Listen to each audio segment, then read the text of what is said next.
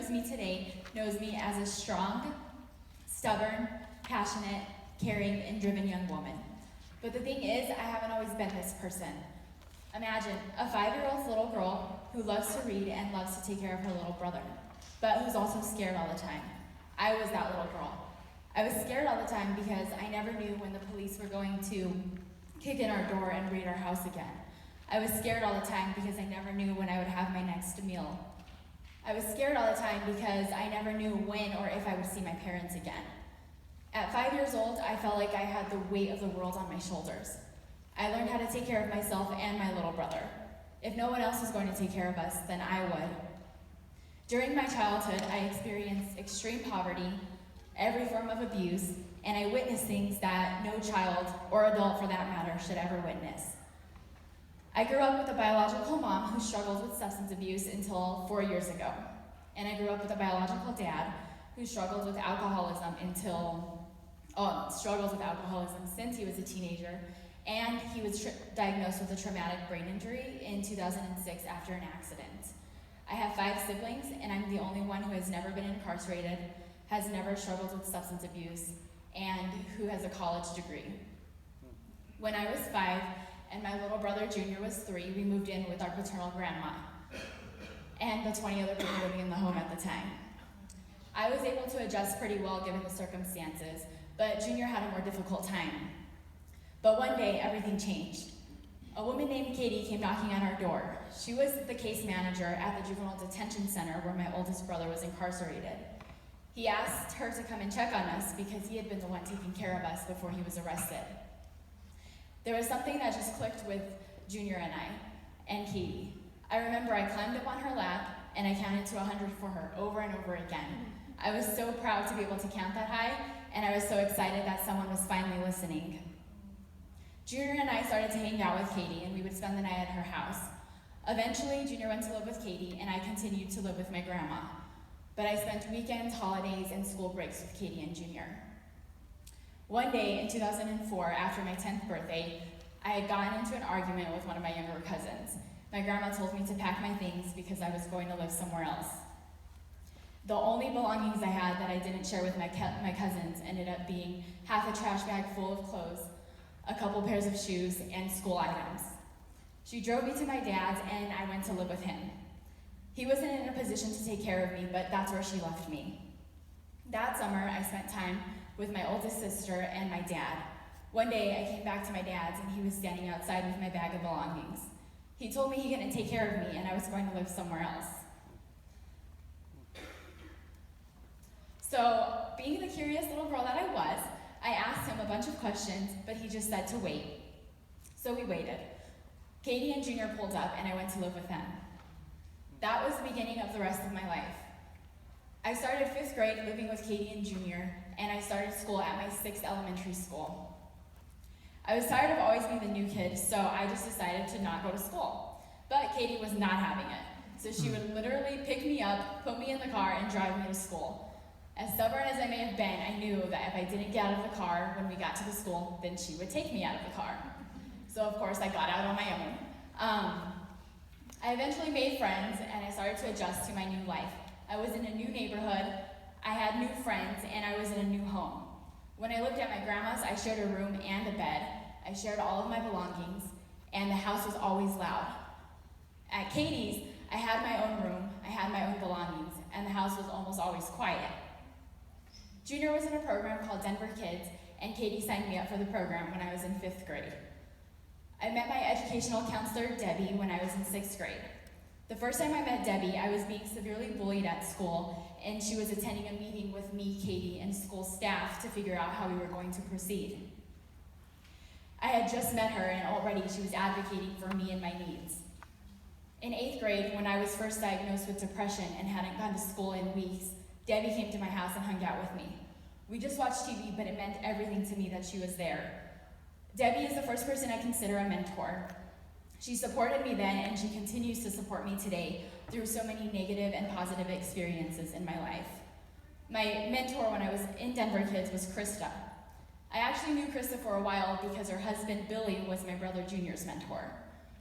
So I felt like she was already a part of our family, but I was still really nervous about the situation. Krista was in my life to be a supportive adult role model, and at the time, this is something that was unfamiliar to me. I had Debbie and I had Katie, but this was supposed to be a different relationship.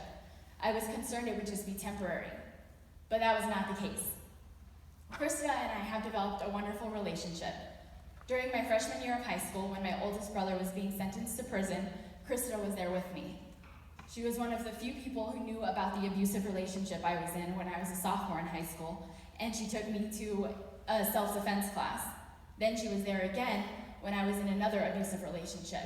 She would just listen to me while I cried to her about what I was experiencing, the whole time reminding me that I deserved better.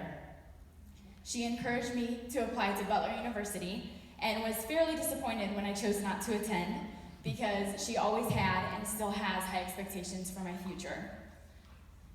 Krista and I volunteer together in our community doing different things. She always wants to meet and approve of the men that I date because picking good guys has not been one of my strengths.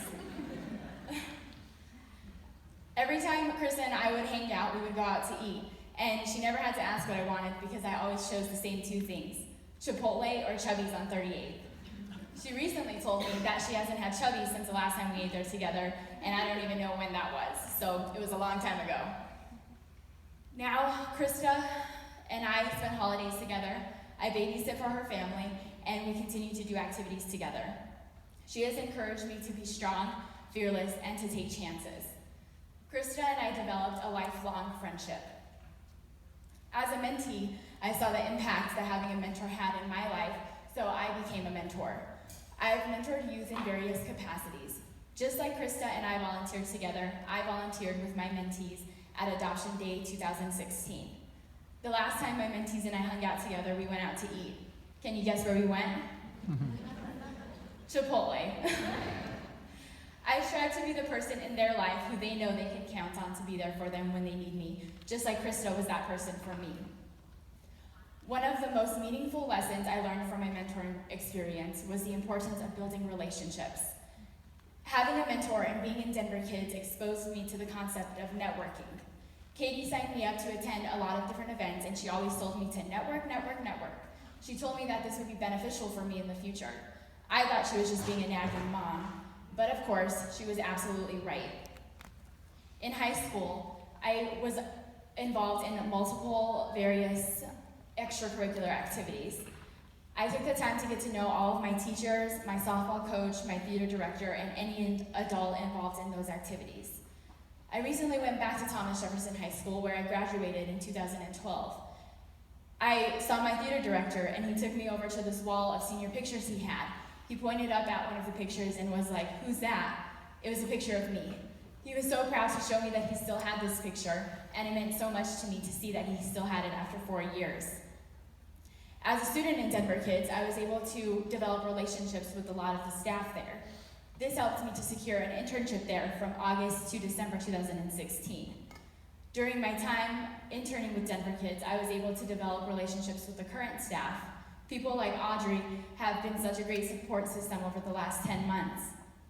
Audrey is someone I now consider to be a mentor and a friend. In December, when my biological mom had a heart attack, everyone from what I call my Denver Kids family reached out to me and asked me how they could support me. I took my networking experience with me to college and learned to develop relationships with faculty and staff. But this time, I didn't have Katie there telling me how important this was. This time, I knew how important this was.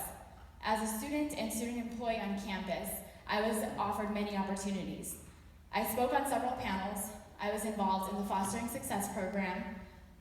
I interned with Trio Student Support Services, and I was nominated for and received the Outstanding Woman of the Year award in 2016. Over the last 10 years, I have been able to develop relationships with so many amazing people who have impacted my life in an enormous way. And I don't think that any of those people know the impact that they've had in my life. It is amazing how the power of relationships can change lives, and it is amazing how those relationships have changed my life. I stand in front of you today as a college graduate. I graduated in December 2016 with a Bachelor of Science degree in Human Services from Metropolitan State University of Denver. Now I work as a mentor specialist at Aurora Youth Options, where I'm able to use my experience as a mentee and a mentor in my work. Without Katie, Krista, Debbie, and so many other strong, powerful women, I would not be where I am today or who I am today. You all know the importance of mentoring and the impact it can have on our youth. I am proof that the work that we do makes a difference. Thank you.